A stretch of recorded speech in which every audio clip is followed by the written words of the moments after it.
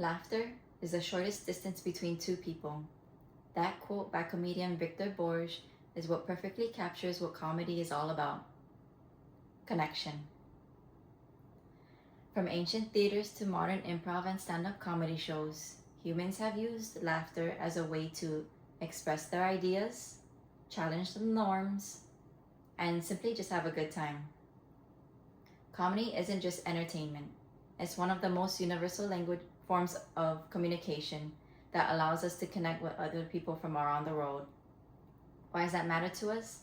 Because comedy helps shape how we view the world. It brings us comfort during that dark times in our lives.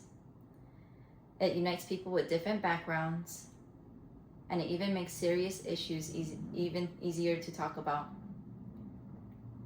Learning the history and origins of comedy has given me a new appreciation of how humor has evolved throughout the years and how it continues to bring people together.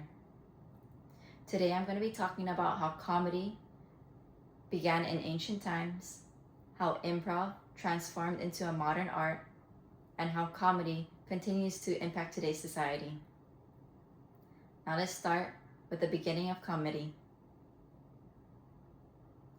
In ancient Greece around 400 BCE, playwrights like Aristophanes, who was known as the father of comedy, would write comedic plays that would make fun of politicians and laugh at everyday life. According to Britannica, these plays were not just for jokes. They allowed people to challenge authority and laugh at their own society. Later, Roman writers such as Plautus and Terence used Greek influence to create their own comic plays. The British Library notes that these plays focus on clever side characters, mistaken identities, and chaotic misunderstandings. From scripts of ancient theaters, comedy began to slowly develop into something a little bit more spontaneous. This led to the birth of improv. Improv began around the mid-1900s. In Chicago, American theater director and acting coach Viola Spolin began creating these theater games. These exercises were designed to help actors and performers think on their feet and trust their instincts. Her son, Paul Sills, later used these games to help create the Second City in 1959. This comedy club, known for its improv and comedy shows, was a foundational stepping stone for a lot of famous comedian actors or celebrities, such as Tina Fey, Bill Murray, and Steve Carell.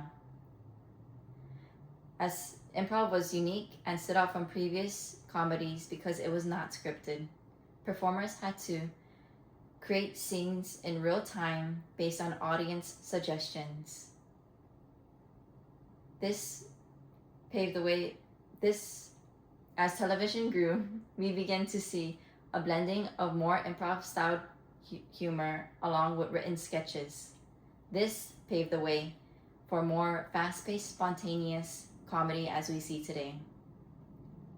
Now that we've taken a look at how improv has taken roots in our culture, let's take a look at how comedy continues to impact today's society.